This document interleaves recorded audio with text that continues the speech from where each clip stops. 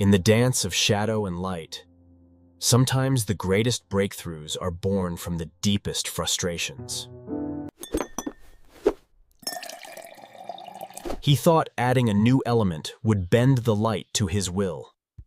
So back in the day, there was this guy trying to make a brighter light bulb. He thought adding water and tiny particles to the bulb would help brighten things up. Well, turns out it didn't. But what it did do was create a cool snowfall effect when shaken. Fast forward a bit, and these accidental art pieces got their big break at the Paris Universal Expo of 1878. People went nuts for them. Then a smart cookie from Austria thought it would be cool to put a model of the newly built Eiffel Tower in them. And bam! The souvenir snow globe was born. Suddenly, everyone wanted one. Number 9. The Popsicle. This one was invented by an 11-year-old kid named Frank Epperson back in 1905. After a day of playing around, he left a drink he had made from flavored soda powder and water outside overnight. The next morning, Frank finds his drink has turned into a block of ice, and the stirring stick is still inside it. He sees this and pulls the frozen treat out by the stick. Frank named his invention the Epsicle, and it quickly became his favorite treat. Years later, his kids start calling it Popsicle, so he changes the name to Popsicle. Number 8. Potato chips. So there was this chef named George Crumb in 1853. He was working at a fancy restaurant in New York. One day, a picky customer sent back his French fries, complaining that they were too thick and soggy. George wasn't in a good mood that day, and Crumb sliced the potatoes super thin, fried them until they were super crispy, and then dumped a bunch of salt on them.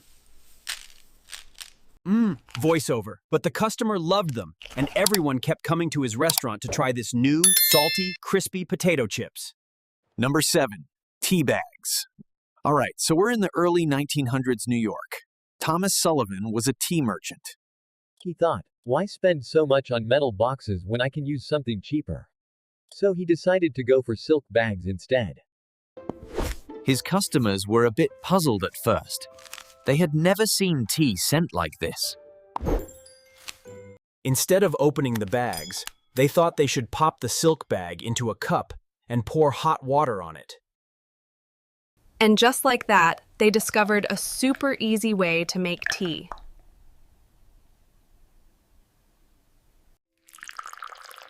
Turns out, people loved this new tea-making method. It was so much simpler and less messy. Seeing how popular this accident had become, Sullivan got a brilliant idea, and boom, his business took off like a rocket. Number 6. Matchsticks. So the year is 1826, and we've got this British chemist named John Walker. He's just doing his chemist thing, mixing up chemicals.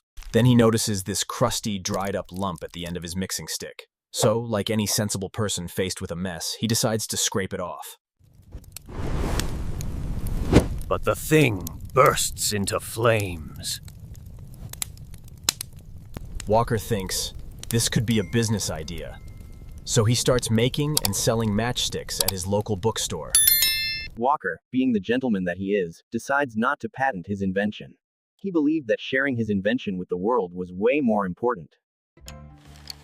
So naturally, other inventors copied his invention and started selling matchsticks. He stuck to his day job as a pharmacist and eventually retired comfortably. Number 5. Ice cream cones. Let's zoom back to 1904. We're in the middle of the St. Louis World's Fair. Ernest Hamwi is here selling zalabia, which is this super tasty, crispy, waffle-like pastry. Right next to Ernest is an ice cream seller. Who has a problem? He's run clean out of dishes to serve his ice cream in. But Hamwi doesn't just stand there. He takes one of his crispy zalabias, rolls it into a cone, Down, and hands it over to the desperate ice cream dude. The ice cream seller then scoops some ice cream right into this newly formed cone. The customers lose their minds over this revolutionary way to gobble down ice cream. It's portable, it's convenient, and it's delicious. Number 4. Cornflakes. It all started with the Kellogg brothers, John and Will. These two were running a hospital. But one day, something unexpected happened. They accidentally left this dough out overnight. By the time they got back to it, the dough had started fermenting.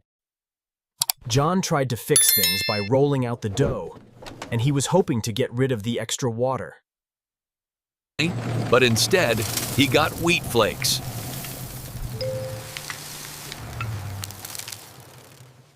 His brother saw a golden opportunity in these flakes. He decided to sell them, but with corn instead of wheat. John wasn't too happy about this, because he believed it was wrong to profit off what was meant to be a health food. But Will went ahead anyway. He started the Kellogg Company. He also added sugar to the cornflakes to make it more tasty and started marketing it to kids. Number 3, Vaseline. So back in the 1800s, there was a chemist named Robert Chesebro. He was visiting some oil rigs when he noticed something cool.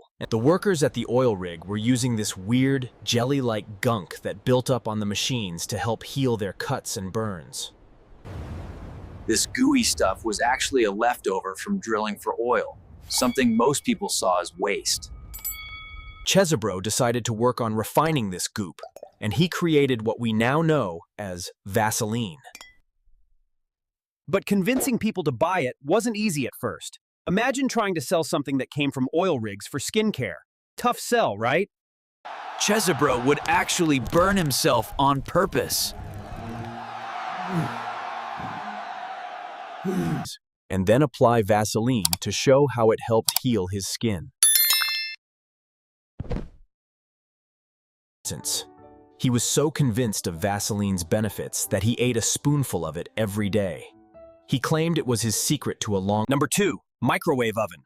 Percy Spencer was an engineer working on radar technology. One day, Percy's messing around with these things called magnetrons. So Percy's standing there, probably thinking about what he's going to have for lunch.